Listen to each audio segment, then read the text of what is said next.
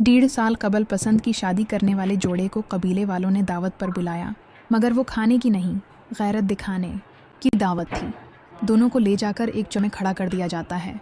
वहाँ 19 गैरतमंद बलूची मर्द खड़े हैं, जिनमें से 5 के पास लौट असलहा है। बड़ी सी चादर में लिपटी 24 साला शीतल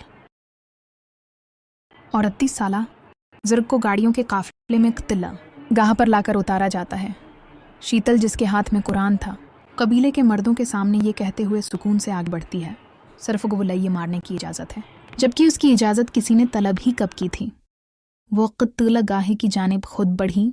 उसे मालूम था अपना अंजाम, इसलिए न उसके पाँव कांपे, न आंखों में इल्तिजा थी, न लबों पर चीख, न दामन में रहम की भेक। इसकी खामोशी में वो शोर था जो इन सब चीखों पर भारी था, जो जुल्म के खिलाफ कभी ना निकल सकें। फिर गोली नहीं, 9 गोलियां मारी गईं। फिर उसके बाद ज़रक की बारी आई, उसे 2 गुना मारी गईं।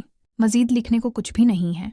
वहाँ लिखा भी क्या जा सकता है जहाँ उस कत्ल को जस्टिफाई करने वाले मौजूद हों, जहाँ कोर्ट में, घर में, ससुराल में जाकर राजी नामे के बहाने अपनी ही बच्ची को, चाहे नौबियाहता हो, हामला हो या बच्चों वाली हो, भून दिया जाता है, सिर्फ इस एक जुर्म पर कि उसने मनपसंद इंसान से निकाह किया।